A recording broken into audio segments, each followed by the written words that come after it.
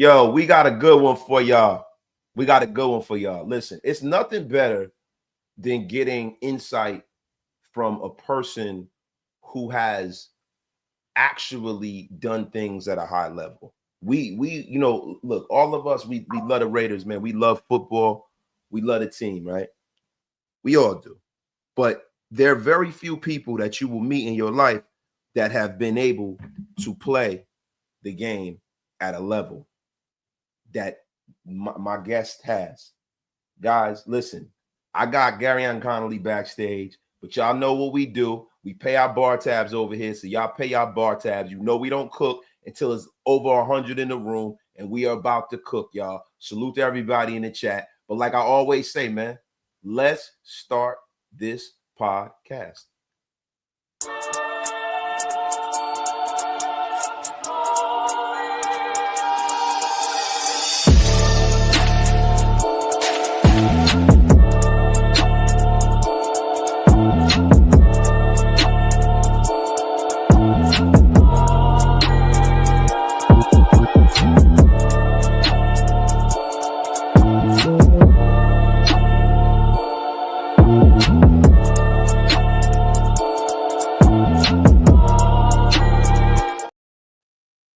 Yo, what is the deal, everybody?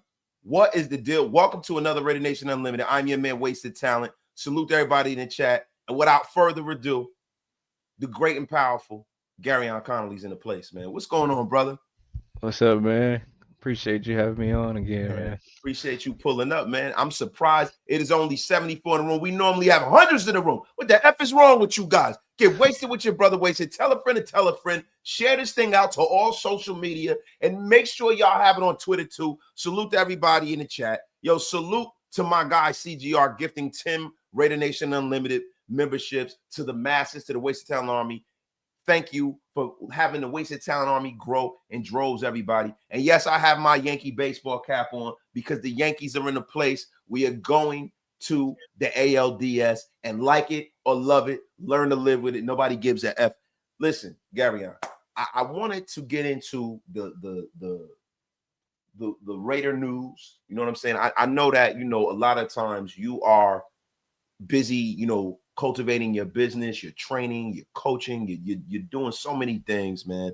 And I know that earlier this season that they had you, signed. You were signed to the Dallas Cowboys, correct? Yeah. Well, that was last year's season. That was last year. But yeah. But you were signed to the Cowboys, and everything went the way it went. I'm glad that now, you kind of got a hold on what's going on. I mean, are you still trying to play the game, or now you're completely done? Yeah, no, I'm still trying to play. So I was talking to Graf. It's crazy because I went on his. I think that was like a week ago, and I went on a couple of different podcasts actually, and everybody asked me the same thing and thought I retired. And I remember I was like hinting at it when I had left Dallas, but I never officially retired. I just said I was stepping away until I found out what was wrong with my leg. So I haven't found out what was wrong with my leg still. Like even though I got this ride out, it still was never an answer or any answers for me of what actually where my pain was coming from. So I was just like, man, I need to figure it out. But like basically like I'm done until I figure it out. So regardless, even if I figured out what was going on, I just wanted to get the rod out of my leg in general. Like I just didn't want it to be in there. I felt like since I got it, that was causing me the most complications and why it really started, my pain and all that. So I was just like, I want to get it out regardless. And then when I got it out, I'm just like paying attention, of course, to like how I felt before I had it, and Yeah. then when I got it, and then like how I feel after taking it out again. So I started to like feel sensations like that I didn't feel before, or like that I used to feel before I got the rod, and then my legs started to just feel like lighter. Like so, I don't know if I explained it before, but like whenever I would run, jump, cut, land, like even if I just like jog down the steps, like my leg, even if shoot, I was walking around the block for like 10 minutes and my leg would just throb like a toothache and it would get like super heavy. Like it'd That's feel like cool. a 200-pound dumbbell. Like, so after I got the rod, I got it out in March. After I got it out, I'm just paying attention. Like I'm walking around, I'm doing stuff. Obviously, I'm doing like basic rehab and just to get the leg back to normal, whatever. And then obviously I still work out, so I started to like work out, and then Yeah. I'm just like, man, this don't feel. I'm usually like a little sore right here, or I usually throb after this, or da, da, da, and it's like it's not happening. So I'm like, damn, I actually feel better. And then I just kept progressing, and then always in my mind is like I said, I never retired, so I wanted to play if I found out the reason why my leg was messed up, but I never found it out. But I started to feel better, so I was just like, man. I told my fiance, I'm like, if I start to train and ramp back up and I feel good enough, and I told my agent too, I'm like, I'm gonna try to play again. So I'm like, just bear with me. And I would really say like 2 months ago, I Yeah. really felt like I'm like, yeah, I could play again, but I just told my agent like I just want to wait until I feel like I know like I'm good, like because I still had a little because obviously, I mean not obviously, a lot of people don't know. So when you get a rod in your leg, they put it through your knee and they hammer it in there, Oh my God. and then they put two screws in my leg to hold it in there. So to take it out, you have to pull it out of your knee. And I remember when I got the surgery after I got done, my doctor was like, he was like, man, I didn't think we were gonna be able to get it out because I had it in for 7 years. So he like, you had that thing in there so long. He was like, it was damn near hard, impossible to get it out. He was like, I actually like quit for a second and was like, we might not get it out. And he said he just tried again and he ended up getting it out, but it took a lot. So obviously that's like structure damage to my knee. Like so basically I was rehabbing my knee to get back. And then so I felt good, but I was just like having knee problems still a little bit. So I was like, let me just wait until I feel like I'm good, good. Yeah. And I feel like what I told my agent 2 weeks ago. Uh, yeah, that was 3 weeks ago. Yeah, because I Yeah. had went to the Nebraska game. My stepson plays corner for Nebraska, Oh, and that's me and my dope. fiance had planned to go to that game. And I was just like, I want to make sure. Not that I would have got a call, but I just want to make sure, like, I don't tell my agent to start hitting teams up until after we go to that game because I want to Yeah. make sure we go on that trip. So after that, I just told him like, yeah, I'm good, and just waiting to see. He said a Bro, couple teams had asked for videos, but none of them they hit me up to like work out or nothing. But that's still a positive sign, you know. you know what's funny, man? It's crazy. Like with the Raiders, right? A Hmm. lot of times there are players that were here at one time, and you kind of wish that they were with you now because it's like we'll have a defense, and then Hmm. we won't have an offense. We'll have a wide receiver and not a quarterback. Bro, I would have loved to see what you could have done playing for Pete Carroll, yo. I would have Man, loved to I'd see. love to play for Yo, I him. would have loved to see that, bro, because you're the kind of corner that Yeah. they would love, man. And you know, a lot of even Patrick Graham too.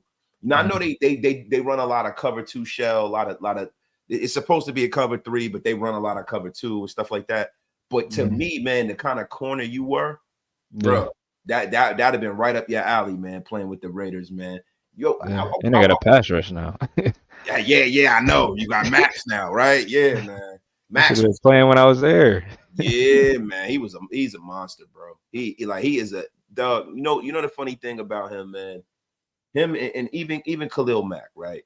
Yeah. When you have guys like that, bro, they just make everything easy on the secondary, bro. They make Telling you. everything easy on y'all, man. It's insane. And I hope that it continues this year, right? Right now, the Raiders are 1-3. They're going Mhm. into Indianapolis to play the Colts. The Colts are a team that kind of they're on the brink, right? They're a team that is a good, solid team. They picked Mhm. up Daniel Jones from the Giants. They've resurrected his career. You know how when Mhm. you get a change of scenery, how that can change everything for you. Uh, Yeah, happened from to me. yeah, right. From a player perspective, right? When I think about what the Raiders have going on now, being 1-3, when you were in the National Football League, Mhm. that court, how did you view the season? Like, did you view the season from quarters? Did you go game by game? And when you get down in a situation where you're 1-3, right, 1-4, do you lose Mhm. hope? Do you feel like you can turn it around? Like honestly, do you got when you guys in the locker room, do you guys really feel like you can turn it around once you kind of see the style of play? If you guys are losing bad, the quarterback's not playing well. Like, Mhm. how do you guys feel, especially defensive players? Yeah. I feel like it depends on, like you said, the situation, like your program. Like what people see on TV in the games is not the full picture. Like even though that's a lot, and it's like basically the whole thing because you got to play the game to win. But it's like it's so many more factors, like you said, outside of Sunday night or Sunday or Monday, whatever game day it is, that goes into leading up to that game. Like the preparation one, obviously, but then two is like what's happening with this person as a human, like the culture of the program, the what's going on in off the field with the player. Like so it's like a whole I mean, it's just life. It's everything that goes into it that plays a factor. So it depends on the situation. But I feel like most teams, unless you just got like a dog shit ass team and culture, like you still believe because anything can happen in the NFL. You know what I'm saying? Like it's not down to one game. Like when it comes to the record, you know what I'm saying? Yeah. Teams go 9-8 and make the playoffs, and then like obviously they don't go far, but it's just like you can still make the playoffs. I feel like that's the motto because after you make the playoffs, that's when it's a one game. You take it at a time. Obviously, you The take every Giants, look at the game. Giants in Yeah, 2007. The Giants ran yeah. into You know what I'm saying? they So barely got in. Remember that? yeah, so it's like it depends on the situation, but I feel like most teams when you going bad like early on, it just depends on the culture you got. Like I've never been on a team where it's just like you just like, oh fuck it, it's over with. Like Yeah, it's never been that's like really that. the crux of what I was trying to get to. Like, Yeah. never been on a team. So, like them teams in Oakland, right? Hmm. In the beginning of your career, like y'all Yeah. didn't have a lot of success. Yeah. So throughout that whole iteration with the Raiders, there Mm. was never a time where y'all felt like, yo, this is it. We're not gonna win. Because you're one of the last Oakland Raiders. You know what I mean? Yeah. Like, you know, that the way the stadium was, y'all knew y'all was moving. When you were there, you knew y'all were moving, right? Yeah. Yeah. Yeah. Y'all kind of knew what time it was, right? Yeah. I So haven't changed my number. I got a 702 number still. I thought we was going. I was like, we going to Vegas. it's crazy, man. But Yeah. I'm saying, like y'all, them teams, you guys always were keeping the faith. That's good to know. That's dope, man. Yeah. I feel like because people don't really know DC uh like that. I feel like he is a really good leader. Like Derek Carr, like so he was one of those dudes that just like no matter what was going on, and he had moments where it's like he made a bad player threw a bad interception or whatever, and then it's like people would get on him, whatever. But it's just like he never was a negative person. You know what I'm saying? So I feel like him being the leader of our team, it just never felt like that because we had a lot of shit going on, like with our team, even though like we still would like be in the fight and still would like want to come out and play, but a lot of off the field shit, you know what I'm saying? Like with Antonio Brown and Yeah. Oh like my all God. this shit going on and then trading and all that. Like it was off the field, it was just like a bad situation with like Gruden and all that. But I feel like once it was just like time to practice and time for the game, like we still all had a collective goal, you know what I'm saying? But I feel like DC was a big part of that, like because he never like had a like I said negative attitude. He never not came to practice like going all out. You know what I'm saying? Like he practiced just as hard as he played. Like so it was just like once you got a guy like that that's a leader, it's kind of hard to fall into that bad culture. Now Yeah. you got those certain guys that just like they don't give a fuck. But once you have a leader, like when I was at Ohio State, like when you got a leader that's leading the culture, like it's uncomfortable for those guys that aren't trying to buy into the culture. Like they don't fit in, they just cast out so it don't So even in like feel like college, that. you You got know what I'm guys saying? that are not fitting into the culture. Oh yeah, yeah, for sure. In But college. in college though, that's the ones that end up getting kicked out or leaving. So Yeah, that's what I'm that's the good saying. thing about it. Like in the NFL it's kind of hard, but Yeah, because everybody's yeah. getting paid, they're professionals, Yeah. right? Yeah. And I want to circle back to some of the stuff with the Raiders, but that really kind of brought something up for me, man. One of the big reasons why we've been communicating and stuff, and I've been wanting to get you on screen, is because all college football season last year and all Mhm. college football season this year, I've been meaning to talk to somebody that played big time college ball back then. Yeah. How do you feel about all this NIL money and jokers switching teams like it's free agency and like That's what it like is. like it's great, like bro? Because back in the day, y'all could get in trouble for getting tattoos. Look at TP, Terrell Yeah. Pryor, and them. We I was on They ruined probation when I Terrell. got to Ohio State Yeah, because of that. yeah, that's crazy. So how do you feel now seeing these kids get the bag in college? And how like do you think that that's something that they should have allowed? Yeah, I feel like it's a good thing, but it's just to a certain extent. Like it's always pros and cons to everything, but I just feel like one them bringing it up the way they did, or like bringing it into the picture the way they did, with no cap, and it's just going crazy. Like I feel like they shouldn't have did that.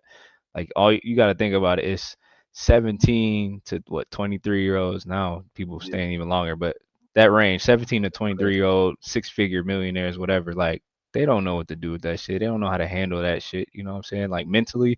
like it's some that do, but the ones that do, they have a good team around them. Like not far as like the football team, like they have a good supportive team. They got a financial advisor, they got a mom or dad or parents that are, you know what I'm saying, they got a good structure.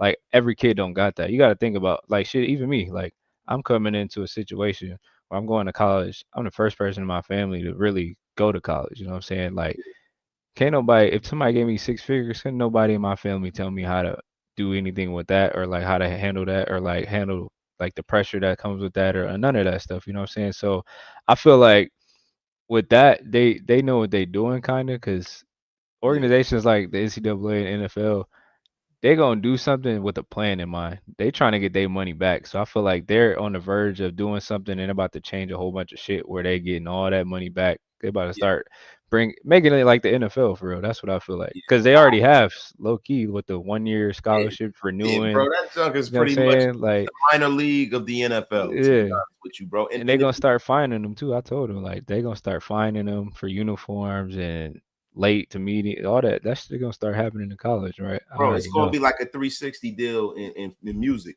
Hmm. It's gonna be like a Exactly. 360 deal. They're gonna find a way to to slither in and take some of the bag. You Yeah. already know what's gonna happen. You can see it coming a mile away. It's And then just those contracts too. Well, I'm about to cut you off, but like let's those contracts, they don't know how to read contracts. Like we don't even know how to do it as NFL players. We got agents for that, and they're not trying to be like obviously they have agents now, but they're trying to use the collective in colleges to be like their agents. So it's like yeah, they're gonna be controlling these kids' contracts, and kids don't know how to read. And then think about like my mom wouldn't know how to read a contract, like my dad wouldn't know how to read a contract. So they ain't gonna know how to read these contracts. They're gonna have little languages in there when they sign the NILs. All the kids are gonna look at as, oh, I'm gonna make $1 million or 6 figures. I'm gonna sign it, and they not even know what they signing. You know what I'm bro, saying? that's crazy, bro. And a lot of that stuff is gonna reverberate to after, like into their adulthood. Like it's a lot Hmm. of stuff like just from a baseline level, right? Say for instance, the contract is like 100% cool, like it's not predatory, right? Yeah. What about the tax liability? They Yeah. don't know anything about that. My What about stepson the ain't know tax shit liability? about that. Yeah, bro. And then it's like, yo, you in tax trouble before you even get to the league. If you get to the league, like it's a Hmm. lot of jokers, man, that they have certain grades on them, and then stuff happens, you know, Hmm. like i.e. is Shadour Sanders. Yeah. Shadour Sanders, you couldn't tell me or a lot of people that he was not going in the first round. He plummets all the way to the fifth round because Hmm. of certain things. I wasn't there, but there were certain narratives. He plummets all the way down. Right now, he's very fortunate to come from generational wealth. Right, Yeah. but be that as it may, there's going to be another kid like that that doesn't come from that kind of money, and they're Yeah, going for to have sure. all of these deals, and they're going to spend this money, and they're going to be like, "Listen, man, I'm going to kick the can down the street till I get that NFL contract." And then Yeah. when it doesn't happen, it's going to be a problem, bro. And I think they Exactly. need to put some kind of guardrails on it. Yeah. Something like so, like I love that college athletes are getting their bag because Yeah. listen, I like that for sure. when I was coming up, I remember, everybody having the Notre Dame Rick Meyer jersey. I Hmm. remember because I'm that age when Chris Webber and them was in college. I remember everybody having that number 4 Michigan jersey. Yeah. You know what I'm saying? I remember like everybody having, a Gino Torretta Miami jersey, Yeah. like back in the day, or the C Wood jersey. Hmm. Yo, they didn't get no money for that. Nothing. They got nothing, especially like the basketball. Like you know what was goated? Yeah. The Georgetown AI George. joint. Yeah. Yeah. I was just about to say that. What AI the jersey. AI? What? It's clean, bro. Listen, I had one. Listen, because everybody back in the day, like my mother from North Carolina, so I've always been a supporter of the Carolina Tar Heels, right? My Yeah. family, a lot of my family from North Carolina, so that's my college basketball team. Even though I didn't go there, people get snobby. They're like, "Oh, you didn't go there? How do you like?" It's like, man, fuck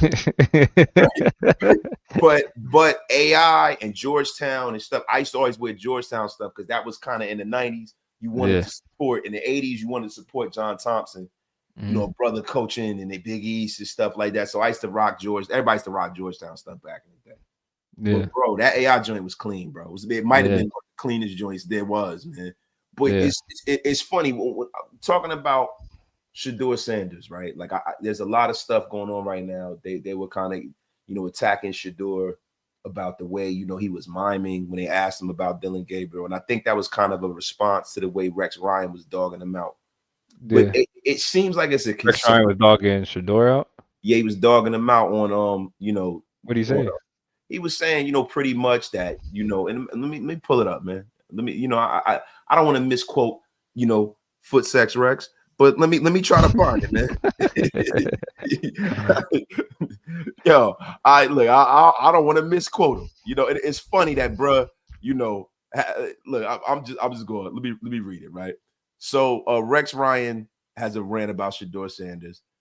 Let me see his comments. Sanders, okay. Rex Ryan says Shadour patronizing response. I don't want I want to play it, bro, but I don't want the channel to get striked, right? So, okay, he goes. A lot of hold on. I'm sorry. Rex Ryan mocks the QB earlier this week. He said Monday on Get Up that Sanders pantomiming answers about the Cleveland QB. Oh my God. You know what, man? I'm a boomer. I'm sorry, Gareon. I'm trying to find it. I'm trying to find. I don't got my glasses on. I'm up here like Mr. Magoo, trying to struggle through the article to find it, bro. Caught me off guard. Wait, he said to young athletes and football fans, this is what is impotent and cancerous environment looks like. No, that's not. This is somebody else. See, these, you know, I hate Yahoo Sports, bro. Yo, they always saying a whole bunch of different stuff, but it had the article title in it. It's a bunch of bullshit. I don't want to see this crap. I know this is a family show. I'm up here cussing like a sailor. Say this ain't no damn family show, right? Look. Now, right now. Wait, okay, wait. Now I'm trying to find it, man. I am trying to find it, and I know everybody is gonna make fun of me later, but I don't care. But basically, man, I'm gonna paraphrase it, man, because I can't. They keep putting the video up, and I don't want to put the video up. You know what I'm saying?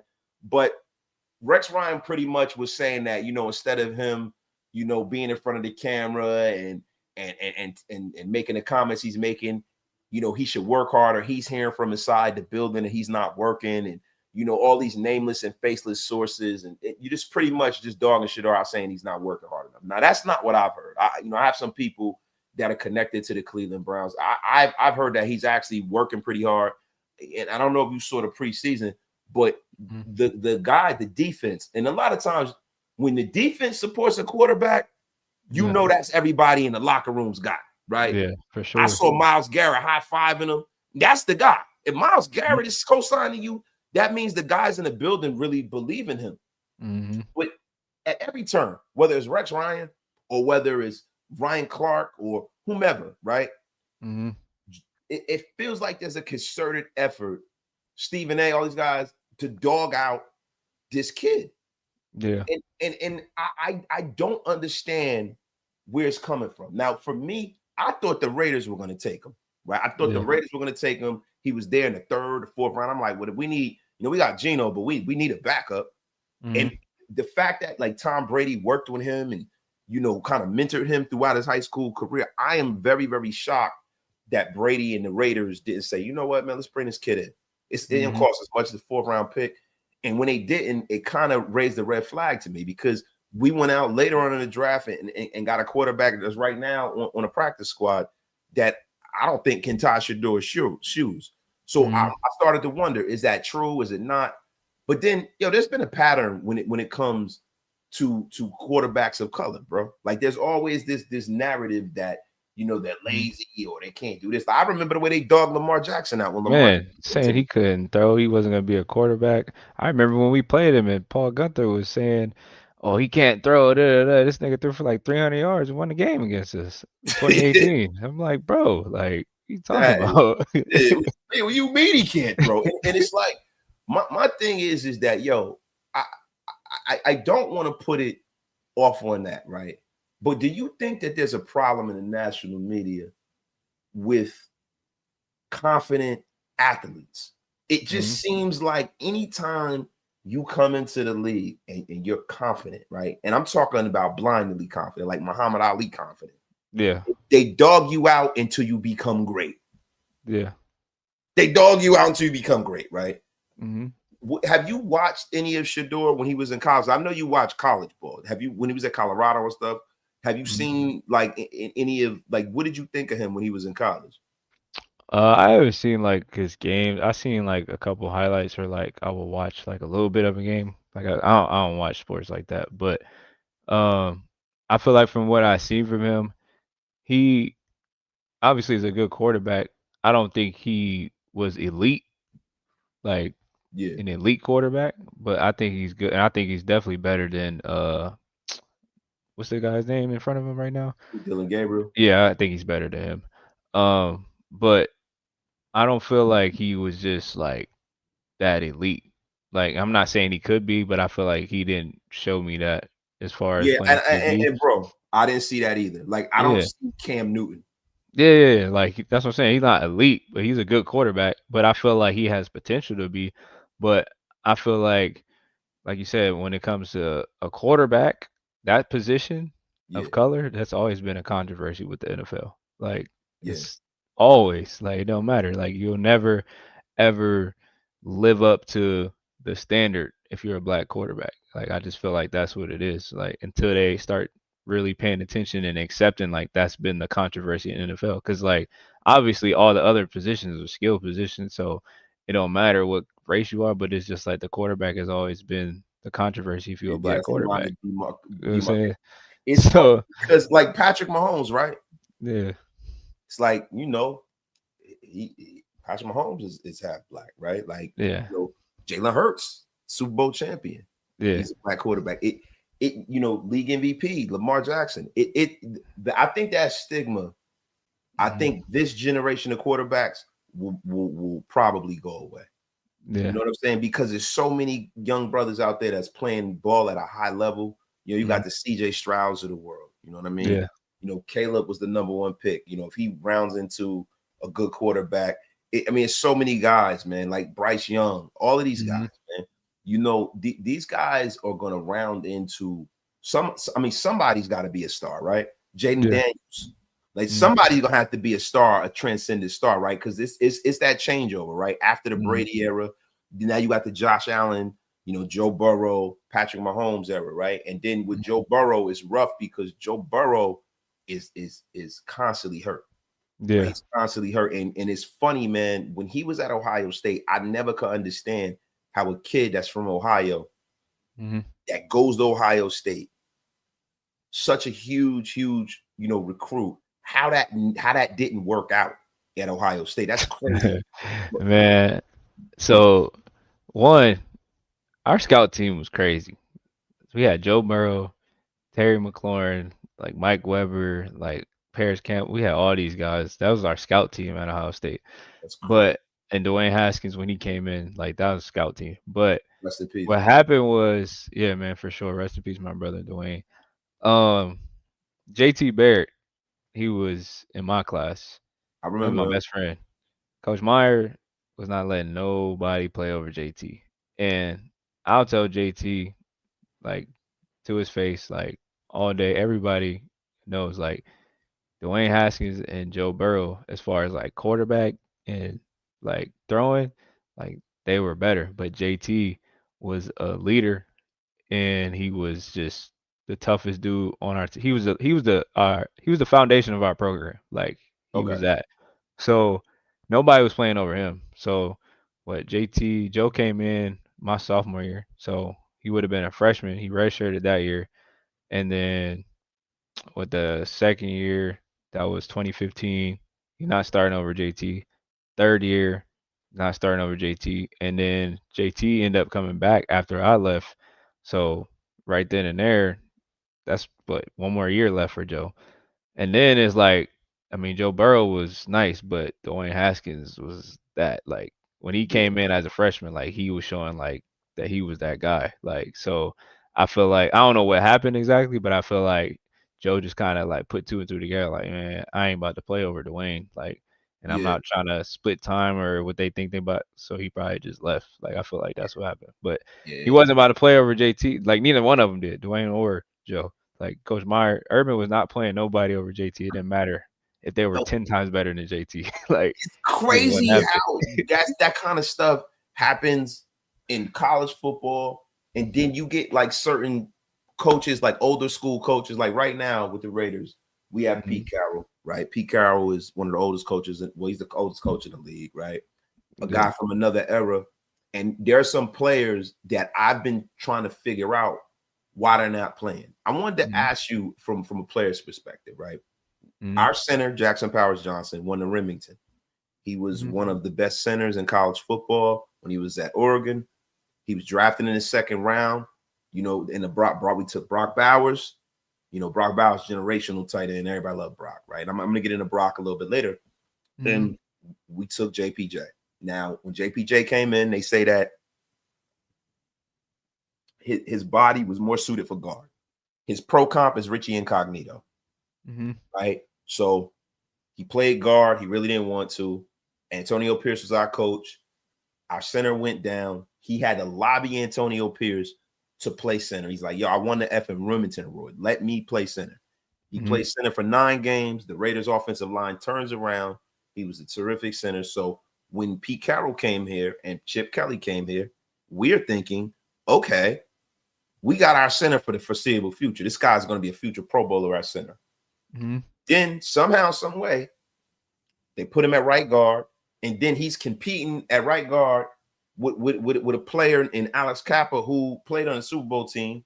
Well, he didn't. Well, he got hurt right before the Super Bowl. He played with Brady and them down there in Tampa Bay, but who has been horrendous since. Like, he's been horrendous, bro. Like, he's been one of the worst graded guards in football. He got Joe Burrow killed last year. We bring him in because John Spytek, you know, is from Tampa Bay, and that was his guy. He brought him in as a backup, and somehow, some way, he's competing for playing time when he's clearly the better player. Now, us out from the outside looking in, you got to wonder what the hell is going on. And me thinking Pete Carroll's a Hall of Fame coach, right? I know he's the head coach, but you got the offensive line coach. You got Chip Kelly, who's a guy that you probably know because he's a former Ohio State, you know, offensive coordinator.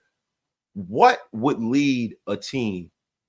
Can you see any other reason besides play that a team would not play the best play? Like, I kind of feel like hearing what Chip Kelly said in the press conference about JPJ yesterday about him having a big head and him playing really well. Do you think, could you see an NFL coach trying to humble a young player to help him going forward? Have you ever seen that? Is that stuff that happens in your travels when you were in the league? To help, I don't think to help.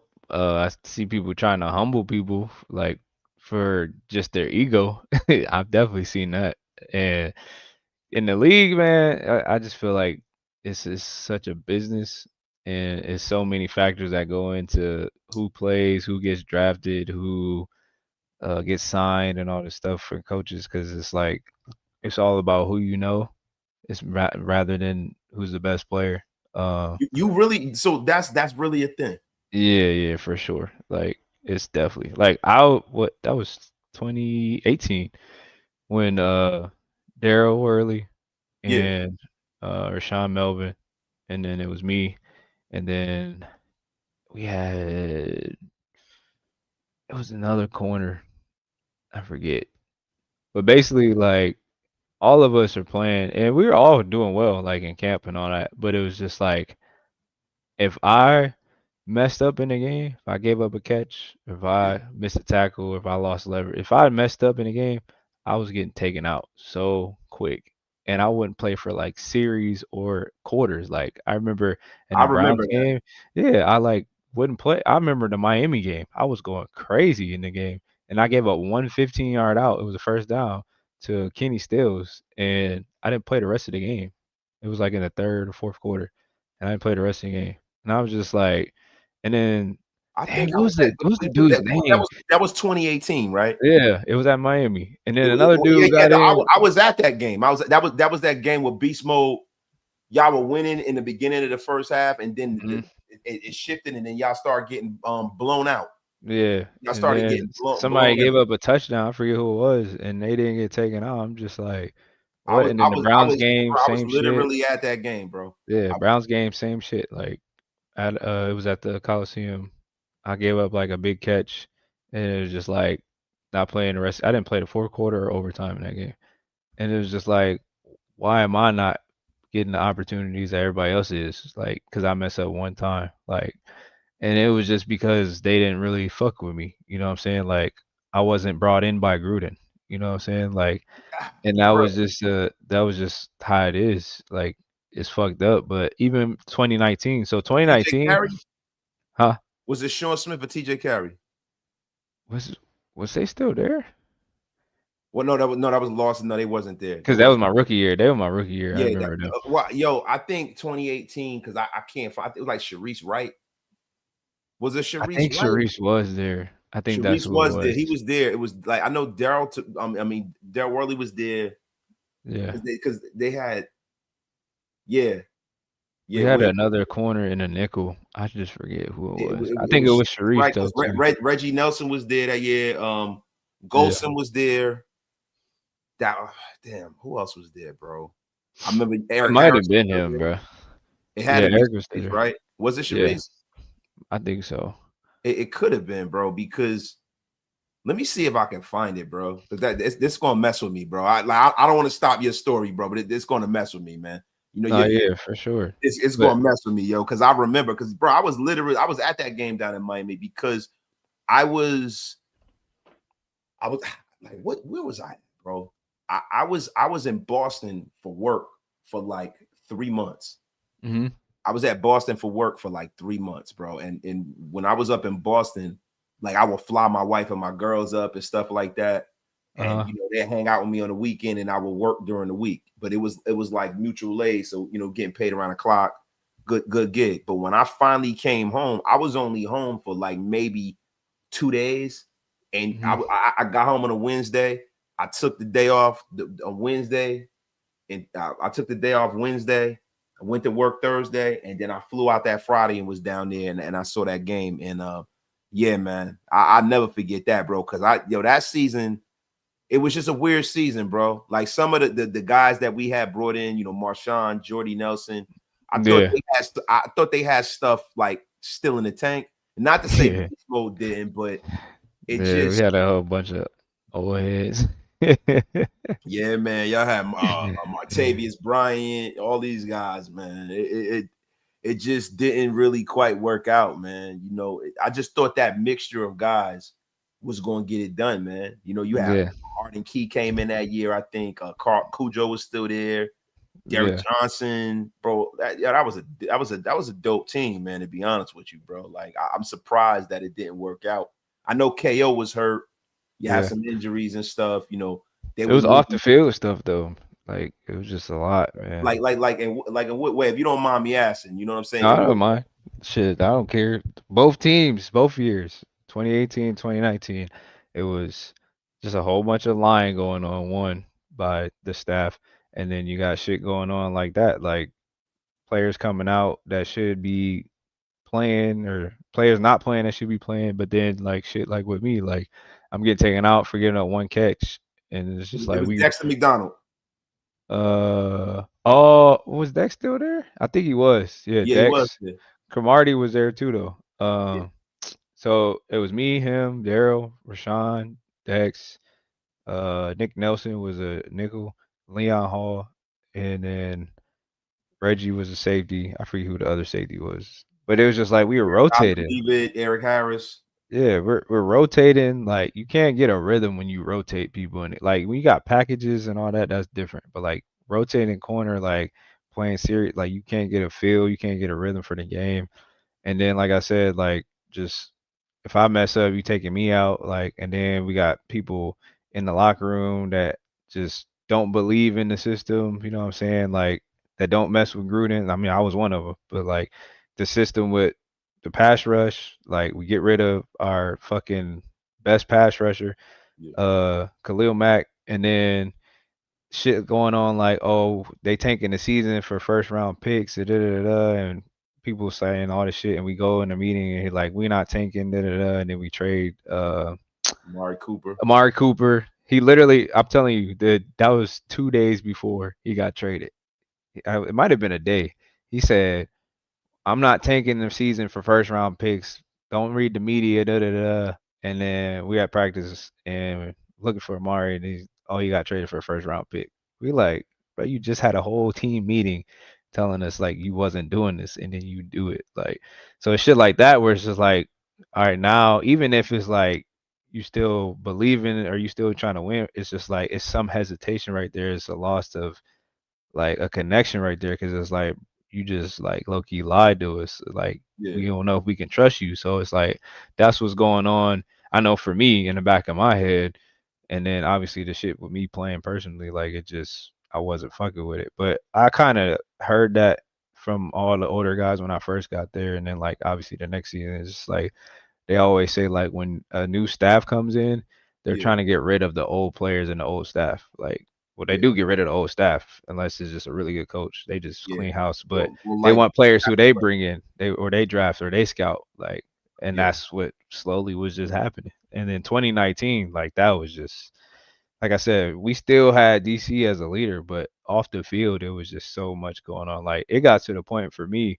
where I didn't even want to be in the building. Like, and I love to compete. I love like I still was gonna do my shit if I was on the field or whatever, but I didn't even want to like be in the building like for that team, like because I did not like Gruden and I did not like that staff.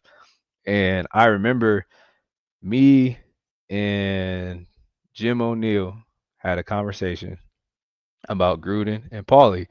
And I told him, I'm like, I don't fuck with them. Like, they shady, they be lying. And I remember let me retrace back. The first fucking meeting in camp, I remember for watching film of the first practice, Paulie was teaching inch technique. And I do techniques based off of who I'm playing. Sometimes yeah, I inch, sometimes I peer step, sometimes I quick jam, sometimes I use two hands, some 2 to 1. Like, it depends on who I'm playing. I have a plan every time I'm going, and they were teaching like we are motor. They call motor. We are motoring every time. Like, and there was one play where I like quick jam, and then I strapped the dude in practice. And because I didn't motor, he circled me with the laser, and he's like, "What the fuck are we doing? We're not teaching this." Da da da da. And everybody just like confused, and I'm super confused. I'm like, bro, I just strapped this man up. Like, why are you mad that I didn't motor? It's like he's like, I want all my corners to look the same. And right then and there, I already knew in my head, I'm like, we're about to have a bad connection. Like, because one, why would you want all your corners to look the same? If I'm 6 foot and this dude is 5'9", or this dude is 6'2", and he's slow, or I'm fast, or I have good hips or good feet, I'm better off, I'm better man, better. We're not gonna all play the yeah. same. We all It's got here not a different one ways, size bro. fits all policy with Like, people, bro. That's so when he insane. said that shit, I'm like, yeah, this is about to go downhill. I already know. So So, then so that happens, and then it just kept going. But then I had that meeting with Jo, and I told him to his face, like, I'm like, I don't fuck with, and I fucked with him too. Like, that was one of the coaches, him and Ansley, like, that I fucked with. Well, I think was that Ansley that year or Tabor, one of the two. But I fucked with him until I had that conversation with him, which I don't care that he told him because I would tell them to their face, and I did. But it was supposed to be a me and him conversation, and then I go to practice, and Paulie and Gruden are both nah, coming to talk to that's me, corny. That's like, corny. "Oh, you don't you he like you want to go over to the Saints? I see all your boys are going to the Saints." It was like when Eli Apple got traded, and I'm Yeah, looking at him like, I never said nothing about going to the Saints. I never said nothing about trade rumors, none of that. And he's like, you like me? You do you like me? And then I'm just like right then and there, I'm like, I know he talked to him. I know he said that shit. And then I just looked at him and I was like, where's it coming from? And he was like, you starting this week, right? And I'm looking at him like, why are you? Because it was when I wasn't playing, like, and I would rotate, and sometimes I didn't start. And I'm just like, you tell me if I'm starting. Why are you asking me if I'm starting? And then he just walked away. And then Paulie was like, you good? You good? And I'm just like, oh yeah, Jo definitely talked to them. And then that's when I got traded the week after that, which I was playing bad too. Like that was the worst. What, 8? It was 8 games. That was the worst 8 games of my career. Like, bro, it's literally. hard to get a rhythm. It's hard to get a Yeah. rhythm, right? And that's part and parcel of why we got on this subject, right? Like Hmm. the Raiders were like saying that Jackson Powers Johnson kind of needed to platoon for his position and all these things, right? And Hmm. to me, from the outside looking in, we were a little upset, right? Yeah. And a lot of times I try not to tell professionals what to do because I don't know what's going on in the building. Just like all the things you just laid out. These are things that you would never know unless you're in the building. You never know unless you're in the building, right? And it's just a lot of it was the coaches, but then when I just going back, because I don't want to go too far back into the Raiders stuff, right? Because that's a bad time. You know what I'm saying? For you. Mm-hmm. Yeah. I think a lot of what was going on with Gruden was the fact that I don't think Mark Davis at that point had the money. Like I think he was trying to get the team moved to Las Vegas.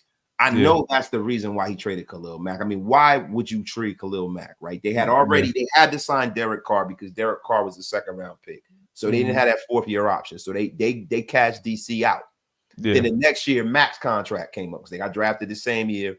And I don't think that the Raiders had the money in escrow to be able to back his deal up.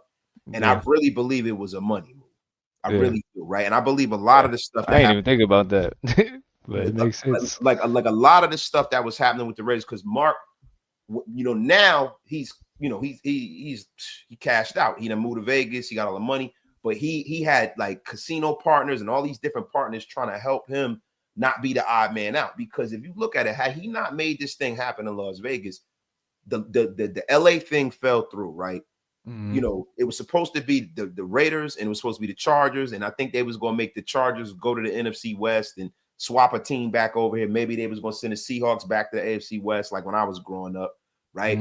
And that was supposed to be, they were supposed to share a stadium, and but then Stan Kroenke comes in. Stan Kroenke is a multi-billionaire. He already owned the land that SoFi Stadium is built on. He's married to Sam Walton's daughter, so his wife is even cashed out. She's like an heir to the Walmart. He came in and said, "Yo, listen, I got the money. I got the money.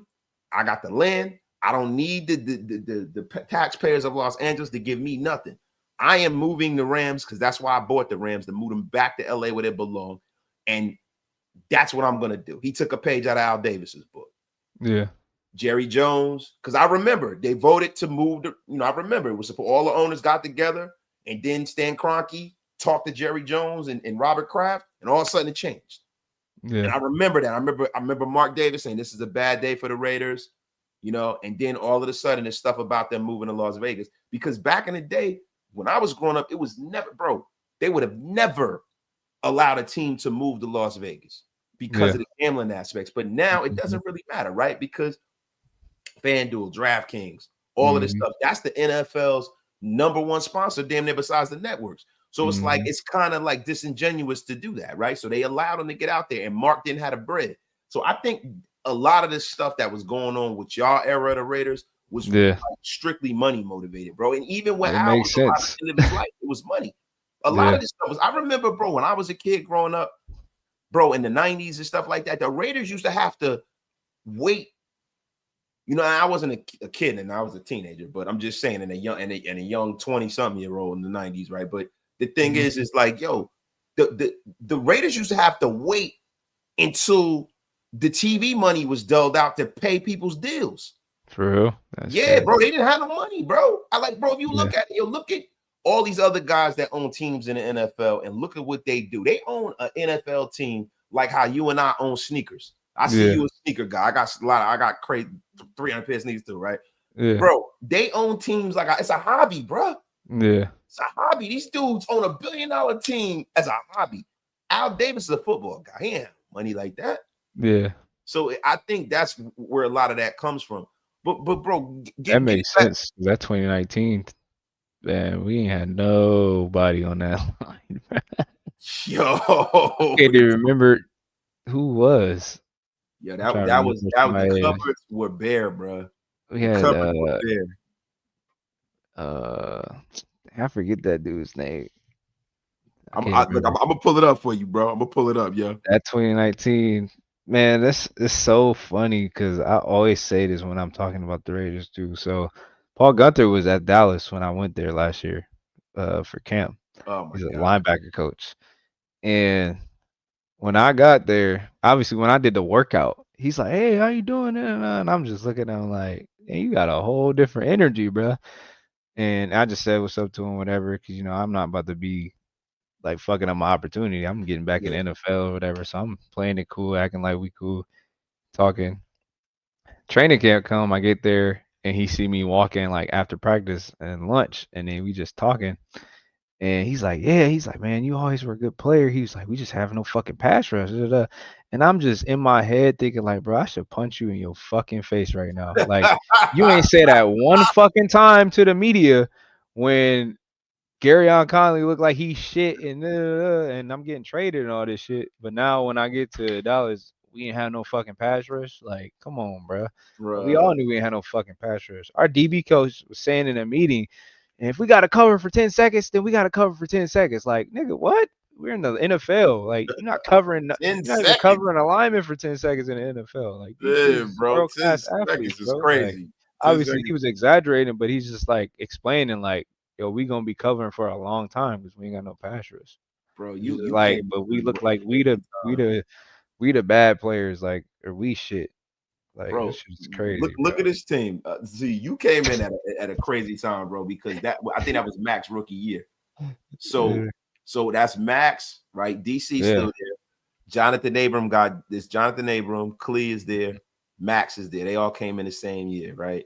They yeah, had that kid Keelan Doss. I think he was from Oakland, from Cal yeah. Davis. Receiver. Rico Gafford was there. Mike Glenna, the Neck Almighty, bro. Yeah, Um, my dog Denzel Good was in the place, man. That's my dog, man. Ryan Grant, I remember him. PJ Hall was a beast. I don't know. I think PJ had got hurt early that season. Yeah, Big Hank PJ was was there. nice. The Oh, Hank was there. yeah, Dwayne Harris, Eric Harris was there. Um, Huddy was still there. Um, Maurice Hurst, Richie Incognito, Alec Ingold, Gabe was still there, but I think Gabe was all. Josh got drafted that year, Josh Jacobs was there. Yeah, Andre Josh James and was there. Abram got drafted that year. Yeah, Yeah.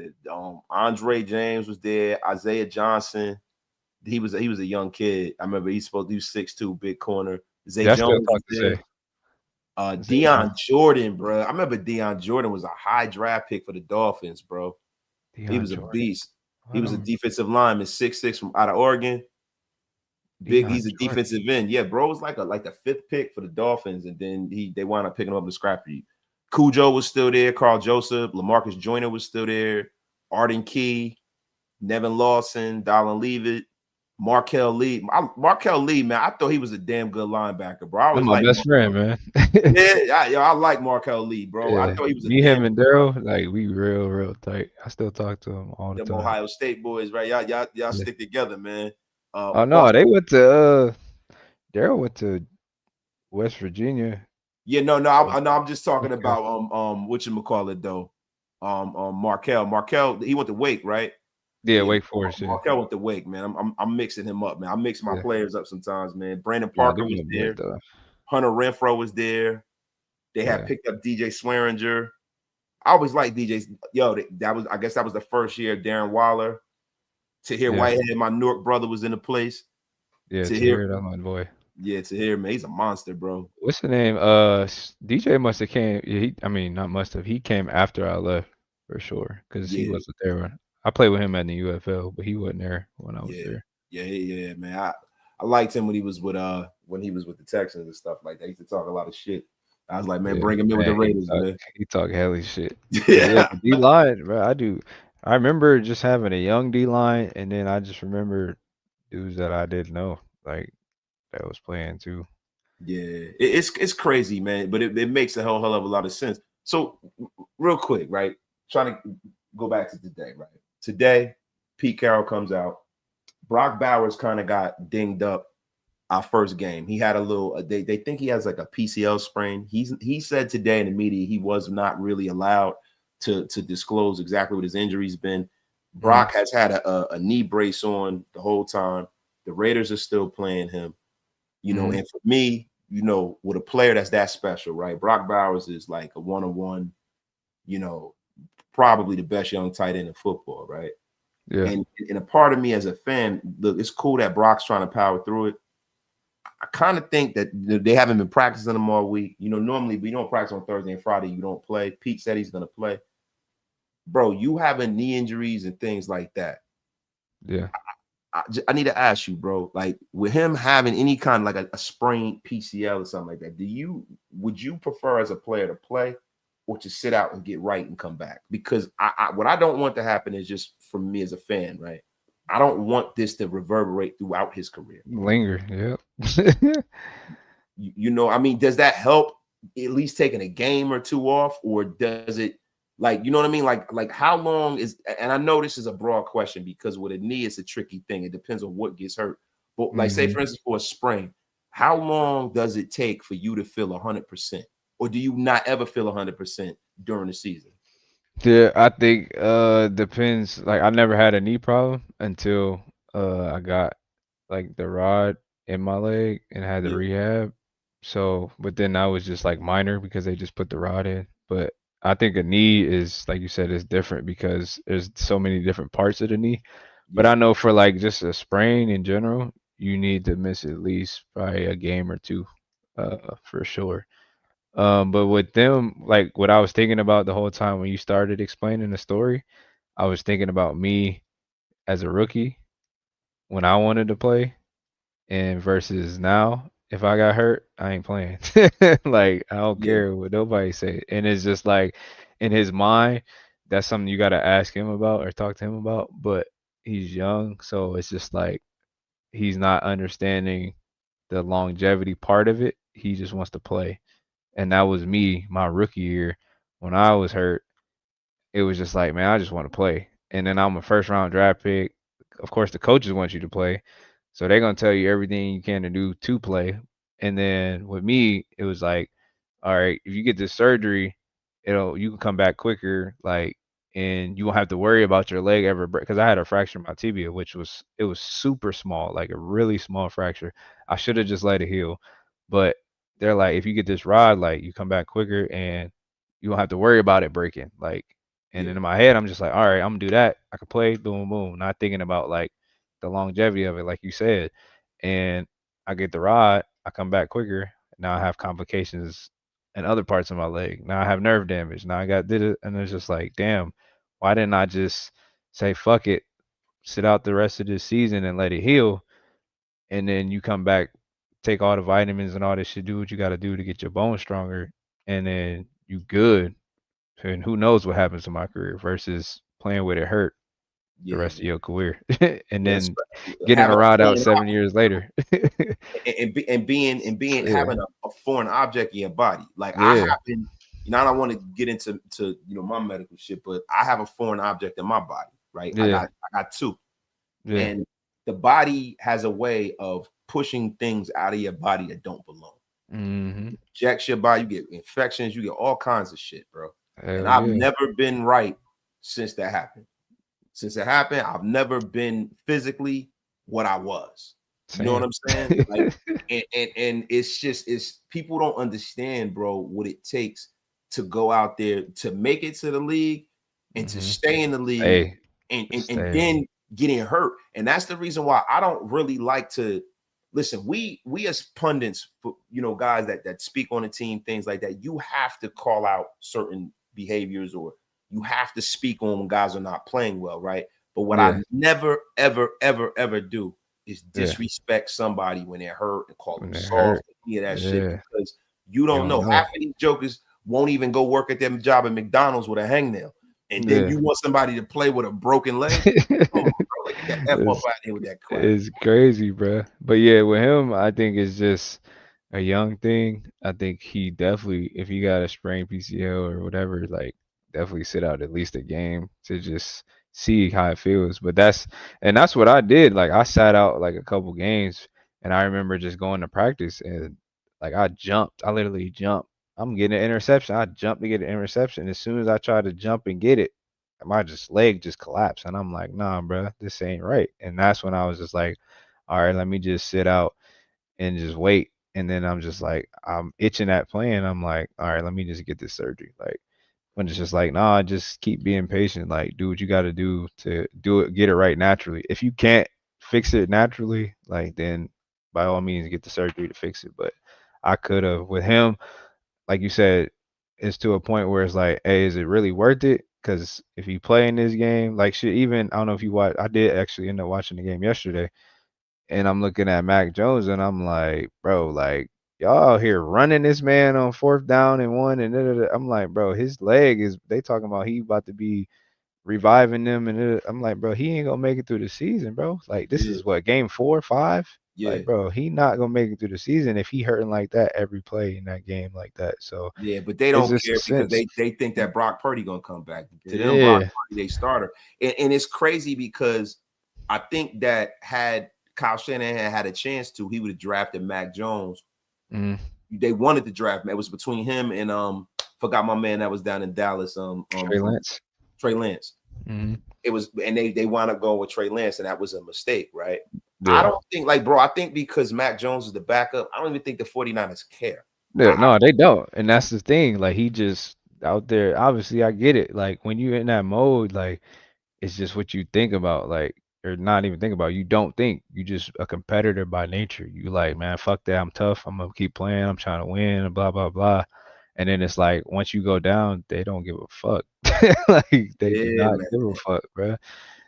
And Yo, then it's like I got oh, the surgery, but it's like, and then one thing about me is I'm going to the NFL not knowing like this is a business. This is the doctors. You need to get this opinion. You need to get a third opinion, not just a second, a third. And I'm just like, all right, I'm thinking I'm going to the NFL. This is the best of the best. That's what your mindset is. Like you going to the best doctors, the best team, the best.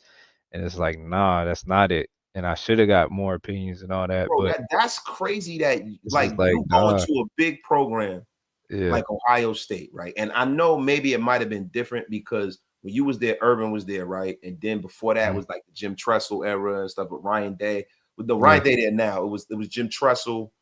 It was yeah. somebody in between Jim Tressel, I think, right? Or no? That It was was Jim Tressel and Urban. Jim Tressel and Urban. Then after Yeah. that, it was Ryan Day, right? Well, Tressel got fired, so Luke Fickell was the coach for the It rest of was the year. Luke But Fickell, then right? Urban came in the next year. Yeah. All right, but you would think a program like you're still plugged into the program, right? Mhm. You've been out of the league a while. You haven't been in Ohio State a long time, right? And you Mhm. still have connections with guys that you didn't play with. Mhm. I'm surprised that as many pros that comes out of Ohio State, nobody sprinkled that game on you Yeah. about the way the league is and how they chew you up and spit you out, so to speak. Pause. But like, you didn't have like an older homie that played at Ohio State because that's like damn near DBU. Yeah. No, I had older homies. I didn't really talk to them like that, like about that or anything. Like I feel like the people I'm closest with at Ohio State was the people in my last year. Like, and then the people I came like my class.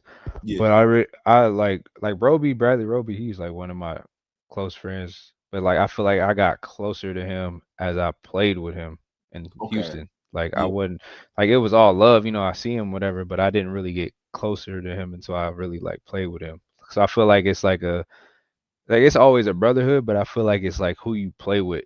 That's like who you yeah. talk to more. Like I didn't play because when I got there as a freshman, I redshirted. So when Roby was playing and all those guys like Braxton, I wasn't playing, so I wasn't really like close to them. You know what I'm Yeah, saying? So like Braxton I Miller didn't, and all of them. What a yeah, great athlete that dude was too. yeah, My for God, sure. what a But great. like I didn't literally like have nobody telling me nothing like that. So That's I went crazy, into it bro. just like blind, and then it's like I got the surgery, and then of course when you get the surgery, you consent to it. So it's like don't matter if you shouldn't have got the surgery, you said yes, so it's not their fault. Like, That's crazy, like, bro. Because when I see just like Miami, right? mm, The way it seemed like them guys in Miami are. It seemed mm, like you getting all the game in the world, bro. Like from yeah. jokers from the '80s all the way up, like Irv and like Yeah, it Alonzo seemed like they Highsmith. like that for sure. Yes, it definitely like Ray Lou, all of them, Yeah. Ed Reed. It feel like you get all the game in the world. And yo, rest in peace to Alonzo Highsmith's wife too, bro. He found his wife earlier this week, man. I think he found her. She passed away. Oh, Damn. rest in peace to Arthur Smith too. Um, John Jones, Johnny Bones Jones, Chandler Jones' brother that played for the Ravens and the Redskins too. He's only 39, bro. That's crazy, That's man. crazy, man. I wonder what the hell is going on. Like, there's so many young guys, man, and that's part and parcel to the reason why, yo. And I'm not a guy that blows smoke up nobody's ass, bro. But what I tell you is, when you play in the league, all of the stuff that they have to inject in y'all to make y'all play, all of the things y'all got to put your body through. Yeah, that took hella pills. It's like, it's almost like y'all are an amalgamation. Y'all like a science experiment and shit. For And real. stuff happens to people differently, Yeah. bro. And it's a lot of young guys that are dying, bro. And it's crazy. And it's like, that's why I give respect to cats who played at the highest level. I'm never gonna disrespect what they put down. You know what I mean? Like, because yo, it's, people don't understand how hard it is to just be a professional at anything. Yeah, anything for sure. Even at a regular job, like being a carpenter. What it Yeah. takes to be a master carpenter, a master plumber. To right? be elite at anything you do, like it takes a lot, mentally and physically.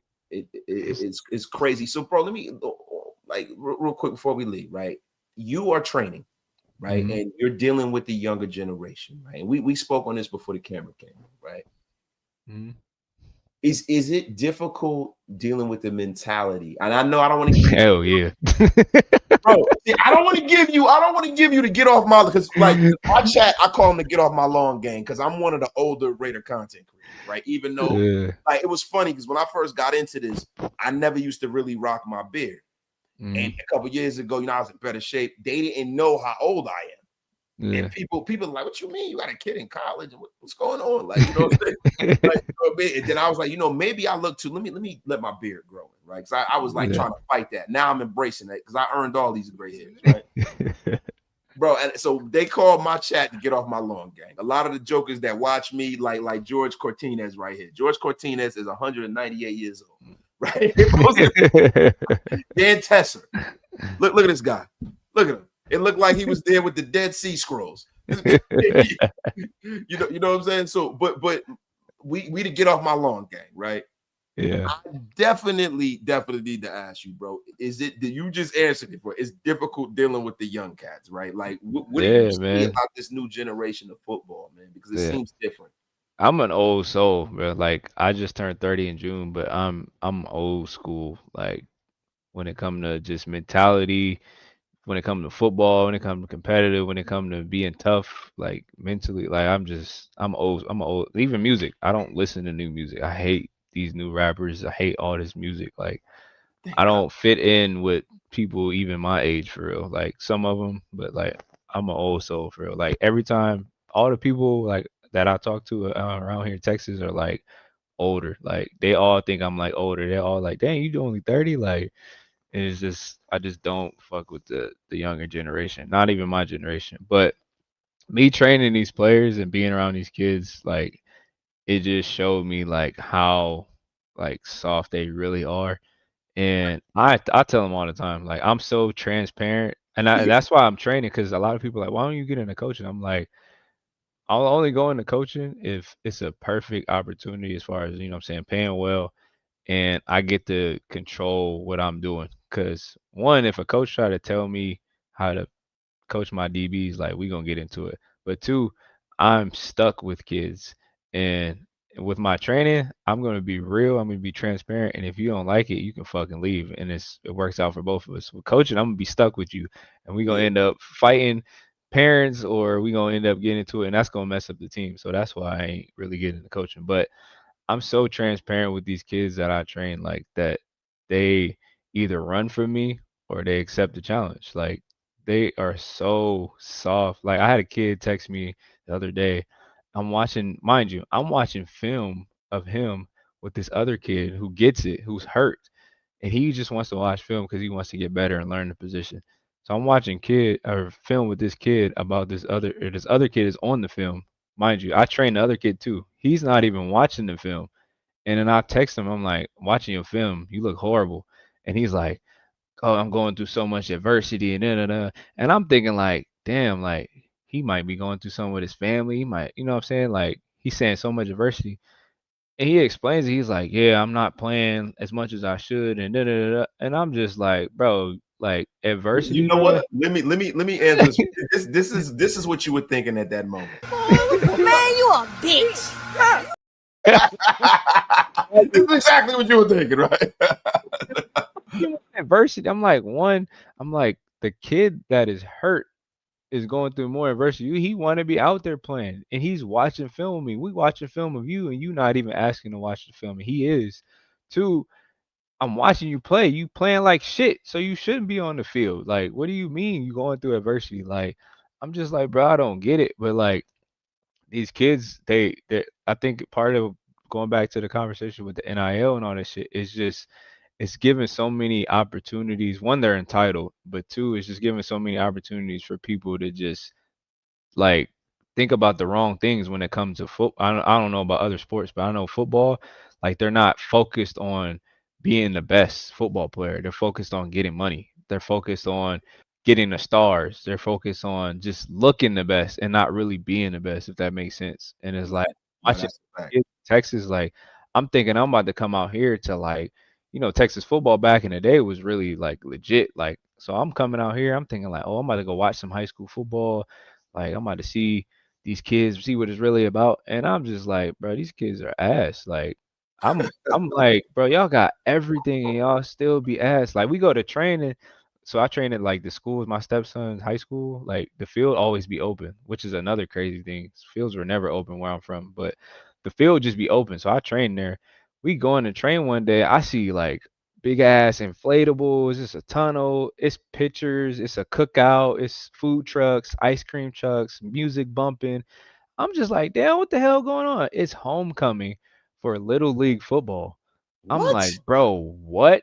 I see banners. You know how when you were a senior, you had a banner and it's a Yeah. picture of you? They got banners for each kid. Like these are like 9, 10-year-old kids, No, man. bro, that should never I'm happen. like, It and the should first never thing happen. I said, I'm walking in with all my players. I said, how the fuck y'all got all this shit and y'all still ass? Like that don't even make sense to me. Like y'all got all this shit for football and y'all still be ass when y'all get to high school. Like Bro, that that is shit don't insane, make bro. no sense. That But should yeah, never man, they just that was crazy. Like I was appalled. Like I'm just looking like, yo, this is fire. Like I'm thinking like it was a high school game about to happen. It's fucking little league. I'm like, bro, homecoming for little league football, and y'all still Dion be said it the cheeks. best. Dion said it the best. He goes, the problem with this generation is they don't love anything. They just Hmm. like They like it. on Instagram, you like it. You go on Hmm. TikTok, you like it. But do you Yeah. love it? Yeah. No, they That's the don't. problem. It's hard. You know what, bro? When everything is at the tip of your fingers, bro, it's hard to Mhm. love anything. It's hard to Exactly. gain a love for music, right? Like I talk about this all the time. Like being a young person in the 90s, right? Hmm. Music didn't just come out like that because you didn't have this digital shit where anybody could just go into their room and make some whack record and put it on SoundCloud. There Right. was none of that. There was gatekeepers. You had people that curated the art, right? Hmm. And me being from the East Coast, a stone story from New York, hip Yeah. hop started here. I remember when hip hop was only on the radio for 1 hour a day. Like I go that's how far back I go with all of this. And Yeah. all of these classic albums that came out hip hop Mhm. wise, right? I know you're from the Midwest, so you might not view it like that, but like Ready to Die Mhm. or Illmatic from Nas or Jay stuff or the Woo and all that stuff that came out back then. Even before that, Yeah. you used to have to like wait for it. You used to have to go buy it. You know Hmm. what I mean? Like it was so you loved it. You know what I'm Yeah. saying? Like, or if It made you Mary appreciate it more. it made you appreciate it. Like when Mary album, you had to wait for 2 years for Mary album to come out. You know what I'm saying? If it Shit. was in the I R&B, know Lil Wayne is more of my era, but like even with him, like bro, you had to wait for his shit, like to yeah, drop. He made a mixtape about waiting for his album, like yeah, like yeah. Like it's just shit like that. Like you had to wait, like it's it just made so you much. appreciate it for sure. It just is so much. Everything is so oversaturated. And everything's so disposable. I think it's going Hmm. to be hard for this next generation because there's so much money in sports, right? Hmm. And then football is actually I think the National Football League is killing the goose that laid the golden egg. Yeah. I think part of the genius of football was that you had to wait for Sunday and Hmm. Monday. And it was that one Monday night game, and that was the game of the week. Hmm. Now it's on Thursday. Now Some they Fridays. got 2 Monday night games, sometimes on Friday. So they got Saturday. a Sunday night game. It's not Saturday playoff special. games. Yeah, bro. Dog, it's not special no more. It's not, Access, man. like I forgot. Like I be forgetting about the Thursday game if the Raiders ain't playing. Like last night, I just was like, damn man, I ain't shit on TV. And then the thing came up for That's my. exactly how it was. I just walked in the house and I was like, "Oh shit, there's a game on today." I be forgetting, bro. Because sometimes you working, you doing your thing, you forget what day it is. Sometimes, bro, I look and they're like, "Yo, my fantasy team is ringing off," and I'm like, "What? Oh shit, it's Thursday." and I look and I start watching the game, and I'm like, "Bro, there was something about Sundays when I was growing up that was special. It was something. It was something special about Monday Night Football, and then dun dun dun dun. Yeah, You know it's what I mean? access, like you said, man. Everybody got access to everything, so it's not appreciated and it's not that important. Like it's Bro, not exclusive. Like it don't yo, matter. women, wine, and songs, bro. It's all everything. Women, music, sports, all this stuff is just devalued, bro. And I'm gonna be honest with you. And you guys, listen, gather around the fire. Old Man Wasted is about to tell a story about how it used to be back in the day. Yo, like I just feel like I've seen this before, right? And I've seen this in entertainment, and I feel like the bubble of the NFL is gonna burst if they don't find a way to reel in being oversaturated. Yeah.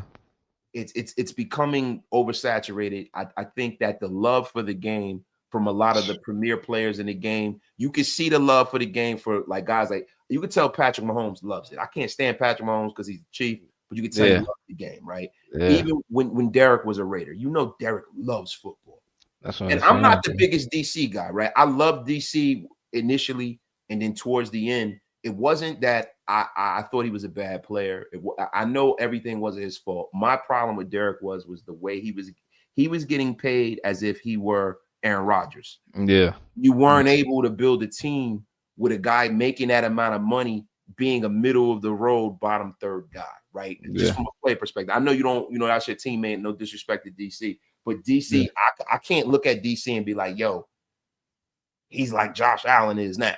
That wasn't what you had. He wasn't elite. Yeah, he was a guy that you can win with if you build around him. And you can't build around him if you're paying the 5th highest paid quarterback in the league, bro. No, it makes sense. You can't. Real. So that was my thing. My thing was like I think the year, like around the time you came in, I forgot when Herbert came in. It was the year that Abram. I think that was we had 2019 picks. Yeah, Abram and Josh. Yeah, I wanted them to take them 2 picks and move up and get Justin Herbert. Yeah, that's what I wanted the Raiders to do. And everybody was like, "No, we got DC, we can win with him." I'm like, "No, go get this young rookie." And start, you know what I'm saying? Like, and that's the problem. I feel like, no disrespect to my team that I've loved since I was a kid. The biggest problem with the Raiders is that they do not invest in a quarterback in a real way. It's always a Band-Aid. And the last time they kind of did was Derek. Yeah. But if you look at it, bro, I mean, since Rich Gannon, right? Kerry Collins, Julian Sopo, Andrew Walter, all of these people, right? And now, Jimmy Garoppolo and Gardner Minshew and it's like Band-Aids. It's Band-Aids, bro. And even with Geno, like I got faith in Geno. Geno has a lot of talent, but at the end of the day, Geno was in his 30s. Geno's older than you are. Geno was in the league way before you, right? Franchise quarterback. Yeah, I want the Raiders to, in a real way, go and draft a kid and build around the kid. Yeah. Like because there's some teams that they will do that shit until they get it right, bro. I've sat up here and watched, the Browns draft about 90 quarterbacks. I've watched, the Buffalo Bills draft a bunch of quarterbacks. Now they got it right. Because once you get it right, you're gonna win for a decade. Yeah. You got a leader. That's the leader of the team. Yeah, that's Bro, I got the ball on his plate. Every ball in his hands, every play. Like you need somebody who's mentally tough and that is smart and like intellect. Like that shit's different, bro. It's different, bro. It galvanizes everything. The Bears, the Bears been trying to get a franchise quarterback since Jim McMahon, since I was a little kid. Back when the Bears won a Super Bowl in '85, you weren't even thought about yet. That's 10 years before you was even born. Yo, the Super Bowl shuffle. I remember that, bro. Yeah. But I'm telling you, man, that is the one thing Al never did.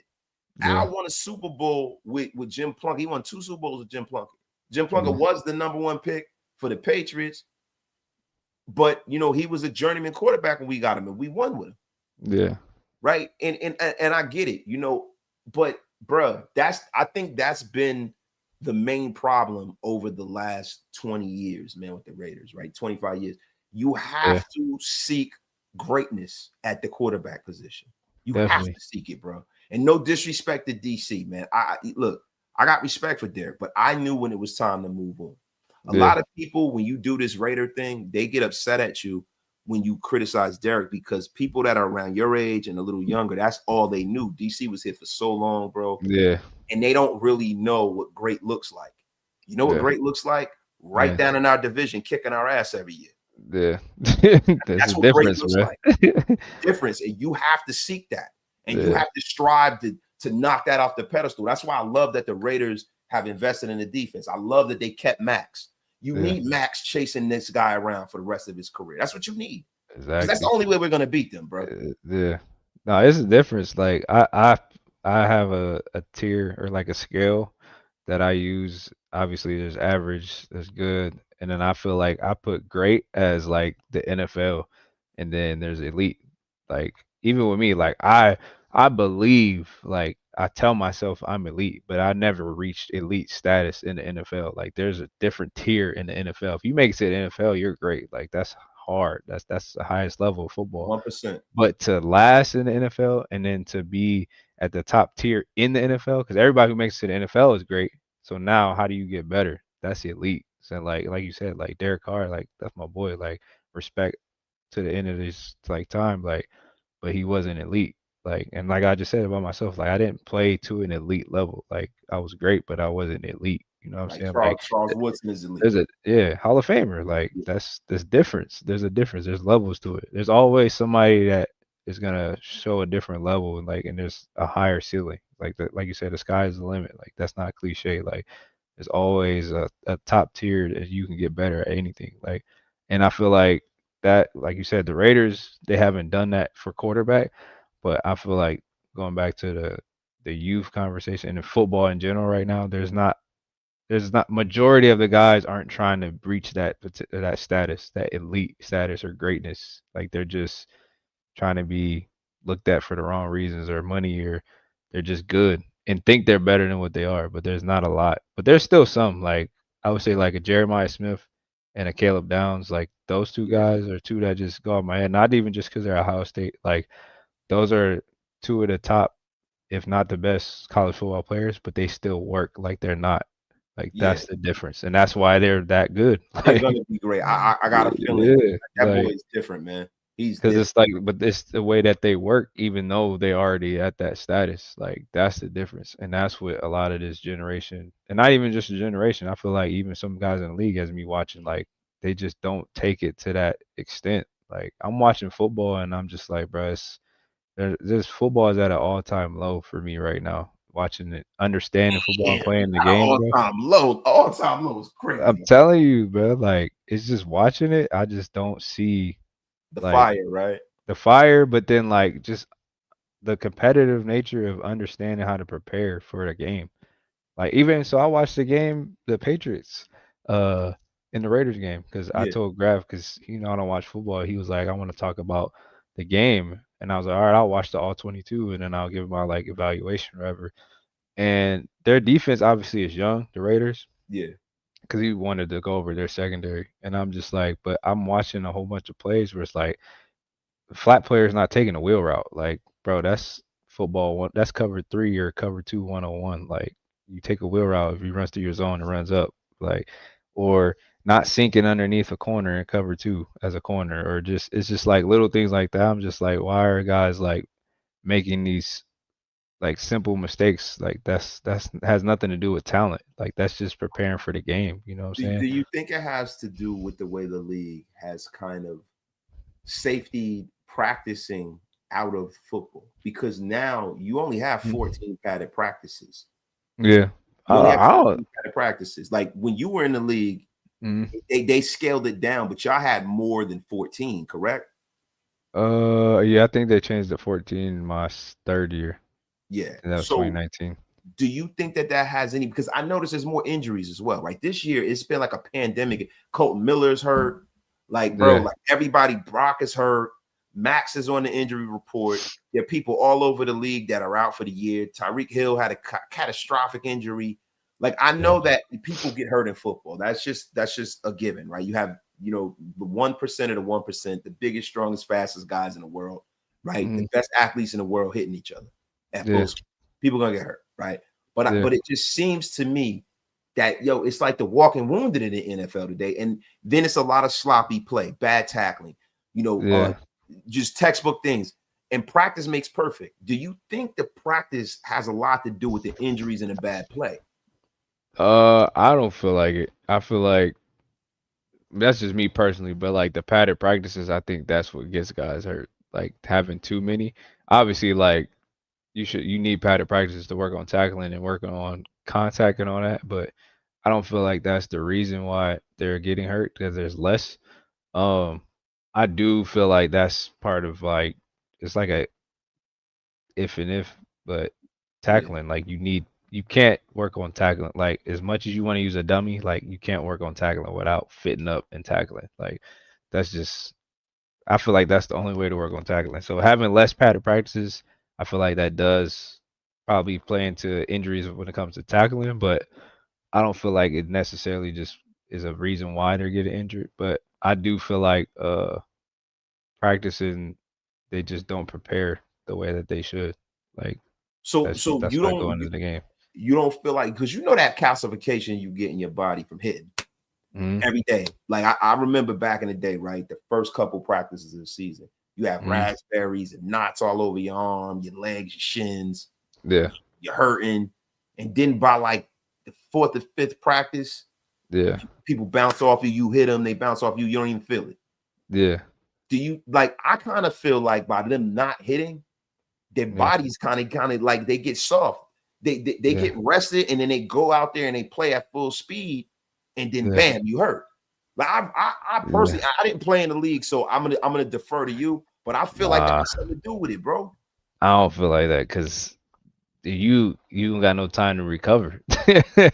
Like you go into this padded practice on Tuesday, and then it's basically so when they say like, oh, it's not a full pad practice. When you got shoulder pads on, that's a padded practice. Like niggas don't even wear thigh pads and knee pads at practice anyway. Like when you got shoulder pads on, you hitting. Like you're not taking them to the ground, but you getting a thug contact. You know what I'm saying? Like Tuesday and Wednesday, that's padded practice. Thursday, it depends on the team and when your game is. It might be a padded practice, but it might be shells. Then you got Friday, which is just like a run through, and then Saturday's off, and then you play Sunday, and then you either got a game or you got practice 2 days later, and then you got a game that Thursday, or you got a game again the next week. So you don't have time to recover. So that's why I like lowered because you get hit at full speed by a guy that's 260 pounds and he run a 4.5 or 4.4 or 4.3. Like that shit is a lot of wear and tear on your body. Like man. And you got to think about Derrick Henry. Is that's what I'm saying? And then thinking about like not even just getting hit, all the running you're doing, like the running for me, because I'm a corner, like that's what really messes up your body. So when you're going into a whole practice where you running 2,000 yards, you know what I'm saying, at 18 miles an hour minimum, you getting up to 23 when you running with fade balls and corner routes and over routes and all this shit. And then your body's already in shock and like going through this trying to stay healthy, and then you taking hits, and then you got to eat and you got to work out. It's just like it's too much to just be having padded practices all the time, because then your body has no time to really recover. And then when you get to the game, you take one hit, like you said, it's not from not tending a hit, it's from taking too many hits, or your body has been through too much already. So like now you get hurt. That's coming from somebody who's actually done it. Real quick, like we've been here about an hour and a half, bro. I know you got things to do. I appreciate you for pulling up, man. This is every time I talk to you, bro. A lot of times I have a format for the way, because we just gonna run through certain things, bro. And I just love talking to you, bro. So I'm just like, man, whatever. Y'all gonna get the gems in the middle of all of it. Whatever. This ain't no interview. We just kicking it, right? Yeah. I want to ask you, man, and I hate asking you about other good people because I hate talking about other people. But when you saw Maxx Crosby come into the league, Yeah. right? Did you see like him becoming what he became, bro? Because I remember when he came into the league, and I'm like, yo, this dude works hard, man. If he could put some muscle on or something, he's gonna be something. Yeah. Did you see that when he came in, bro? Yes. I seen it. And it's crazy because in a sense of like him just like going crazy, like he wasn't like going crazy, but he was one of those guys just like, who is that? Like, he making a play? Who's that? Like, he should be playing. Like, if any, like you said about I think it was Miles Garrett and Shadour. Like, Yeah. if somebody is saying on the team, like, he should be playing, like, if the players are saying he should be playing, he should be playing. Like, he should be playing more. Like, I seen that in him.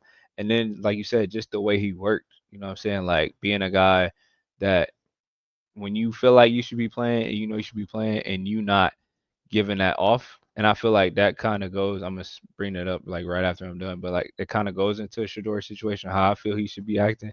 But it's just like he knew he should have been playing and he knew he was working his ass off, but he didn't go about it the wrong way. You know what I'm saying? Like he just kept showing that he should be playing. You know what I'm saying? He didn't have to say nothing. He wasn't in interview. Obviously, Shadour is Deion's son, so he's getting more light.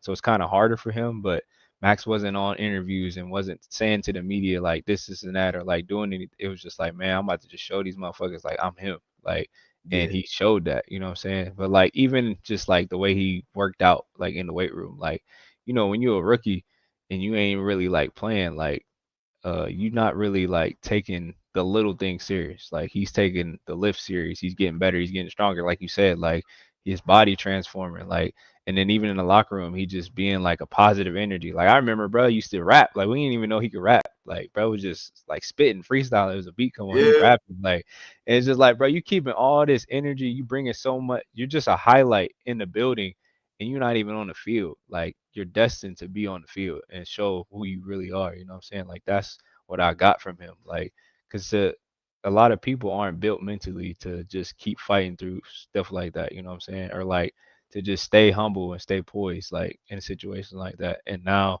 he's one of the best D line or edge rushers in the league. You know what I'm Yeah, saying? So, nah, definitely, but no, man. he definitely showed me that. But to go to just real quick about Shadour, I just feel like with him, that's how he should handle his situation. It's just like, regardless, it's not. And I seen like something.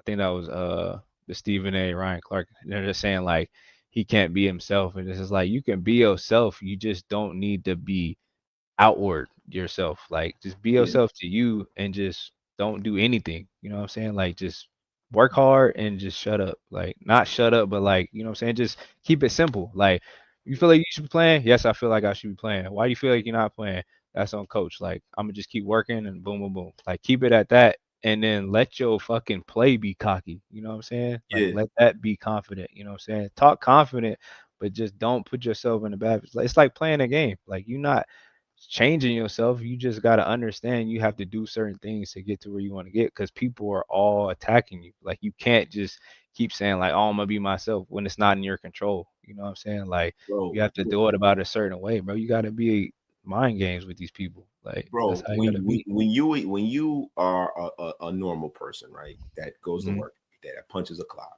no matter what you mhm. do, Yeah. there is that your actual self and there's your Mhm. work self. Exactly.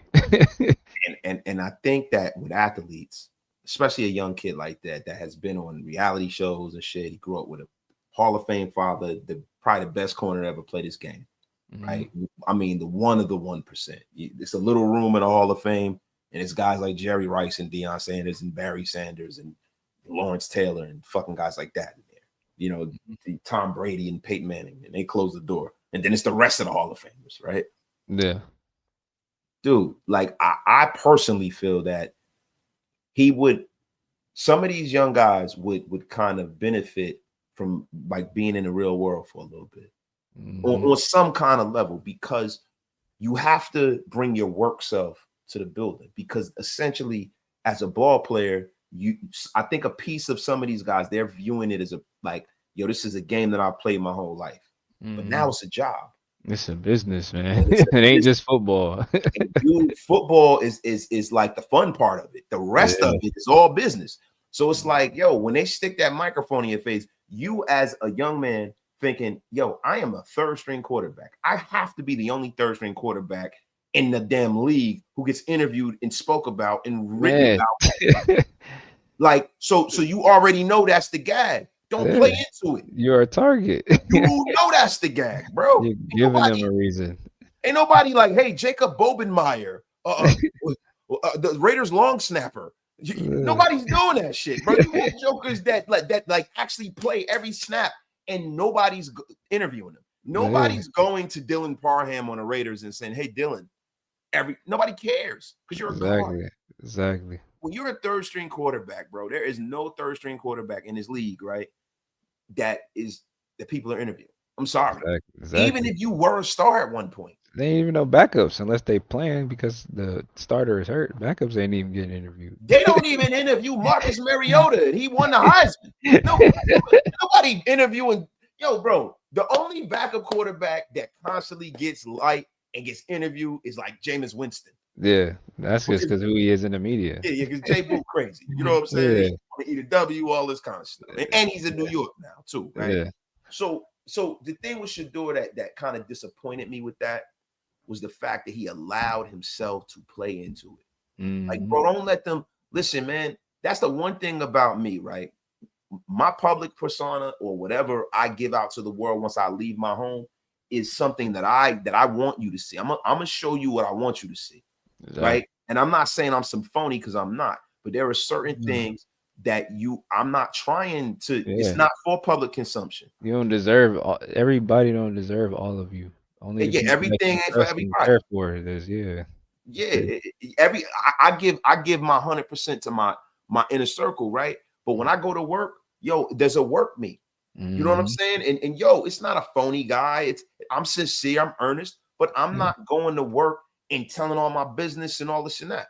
Hell no. You know what I'm saying, bro? There's a lot of people, bro, that are just finding out now about the success of my platform. Yeah. A lot of people, bro. They're like, yo, man, I saw you on. One of my coworkers was like, yo, man, I heard you on JT the Brick Show last week. Yeah. He's like, yo, well, that's crazy, bro. Why you ain't telling me? Because he's a Raider fan too, right? Yeah. I bump into people at the mall and stuff that run into me and stuff like that. Yeah. It's crazy, bro, how the reach of these platforms, myself and Graphic and all of us, it's crazy, bro, because I just thought it was just this little ethos and that's it. Bro, I'm in New York. People like, yo, Wasted, what's up? Yeah. With my daughter's making fun of me. My daughter's like, don't play with my father. He is a celebrity. My daughter killer. My youngest daughter is hilarious, bro. My youngest daughter she has my sense of humor, so she be breaking me, bro. She be like, listen, my father. She like, don't play with my father. My father is he's a double Z-list celebrity. She said, yo, they gonna let us in the back of the Popeyes and everything. Like, be cooking me, man. But yeah, man. But bro, I really, really appreciate you, man, for gracing us with your presence, bro. And just, yo, if there's anything, bro, that I can do, because I know that you have a podcast, and if you want to get into that real quick on the way out, bro, and you want to plug your training business, whatever you got going on, please plug it. You know what I'm saying? Because people will watch. It's 400 in the room now, but it's going to be thousands of views. Just let everybody know what you got going on. Yeah, I think my Instagram for my podcast is, that's how you know I don't be doing that shit. I need to get back on it. That was my goal to do one this month. Different Views Podcast. It's just Different Views Podcast. That's my handle on Instagram. And then for my podcast, and then my training page is _Connley Island. And then my personal Instagram is _GConley8. But I got my training page where I do like obviously all my videos with my players, and then I do my videos of myself. And then I started doing film reviews on my training page as well. And then I want to get this podcast going. I've been like making little posts to see what people want to hear about, and a lot of people have been saying like we want to hear about like game day experience, like what it takes to get to the league and all that. So I think my first one I'm gonna do is gonna be basically just a little bit about like obviously my career, but then like my experience and like probably go into like little things like we talked about, like players now versus then and all this stuff. But Yeah. then I want to just eventually have like people on, like definitely want to have you on and Graphic on and So other people, and just like basically make it into a better podcast, and get more consistent with it. But nah, definitely. Listen, y'all see it right yeah, there. Different trying to views get in. podcast right there. Go over there, hit that subscribe, go support our brother. Yo, Mhm. look, brother, I'm telling you, the life that you've led, bro, Mhm. is you could write a movie on it. I'm Right? doing a documentary. That's what I was about to say next. You got a documentary, right? So like, listen, bro, Yeah. you have at least 3 years of just content just based off of yourself. So Yeah. once you tap into the network that you have with the guys that you play with, rub shoulders with, played against, guys that you came up with, because all of y'all, man, most of y'all cats, man, out of them 1%ers, you've crossed paths with people in high school. You've Yeah. crossed paths with people in college. It is what it is, right? I Yeah. see it with my little cousin. My little cousin is playing at the University of Florida right now, right? And I see when he was a kid, guys he played with down in Florida because he's from Jacksonville, right? Yeah. And he starts for the University of Florida. He's a corner just like you. And some of the guys, some of the stories he got is amazing, right? I've heard it. So, bro, listen, that podcast is something because if you see, and I know there's a lot of athletes doing podcasts, right? But the thing is, there's not a lot of you have the pivot, but the pivot has kind of gone in a direction where they're interviewing people in the entertainment world. They've gone outside of the framework of football, right? You got one of your did you play with Bates and all of them? Bates. A linebacker Darren Bates was. I didn't play with him, but I know who that is. Yeah. He was a Raider too. I He's seen a his Ram. podcast. He's a special teamer and stuff. Their podcast is dope too. You know what I mean? You got King Dunlap and all them jokers over there. But it's more basketball players that have these podcasts, right? Yeah. I think it's going to be amazing for you to get out there and kind of give, your spin on what's going on, bro, because of the fact that you're training, because of the fact that you're on a level where you're dealing with the youth, and a lot of your experience from Ohio State is just like, to me, bro, like just playing under Urban Meyer. Yeah. Like, you know what I'm Everybody saying? want to hear stories about it. Yeah, because he's a mercurial dude, man. I'm telling you right now, man. But my He's one brother, of the realest dudes, though. see, and people wouldn't even think People that. don't know that, yeah. Look, man, I knew I messed with Urban when I seen him. He had a chick cuffed on the bar. He had a handful of rumper tumper. I said, okay. I said, okay. Okay. Oh, wait a minute. Yo, the great and powerful Shadow Fox has come back from the shadow realm. Yo, this guy, look, this is a cat that we blocked a long time ago. We don't know what happened. He was in the shadow realm for 2 years and he is back. Everybody that's up, holy Shadow Fox is back. The triumphant return of Shadow Fox. Yo, Shadow Fox is back. Yo, bro, this is like the aliens that's gonna land in November. Yo, it's crazy, bro. Shadow Fox is back. Yo, That's wild. brother, I appreciate you, man. Thank you. Y'all, this has been another Raider Nation Unlimited with the great and powerful Gareon Conley, man. And thank y'all for pulling up. Make sure y'all go over there to Gareon's pod, subscribe. I'm gonna put up Connley Island, the training, because there's a lot of people in the Dallas area that watch this show because of Graf. You know what I'm saying? Graf got a lot of fans down in Dallas and stuff like that. Shieldmore in general. So if you guys are trying to get your kids out there trained in football, this is the man to go to, right? Because there's a lot of people that can train you and think they know, They don't know shit. They don't just know do shit. Drills. They look good in drills and don't know no football. They don't know no football. They come out how your kids doing power tap. So listen, bro. Appreciate you, my brother. Yo, we gonna wrap it up, y'all. Peace. Hold on. I gotta play the exit music, man.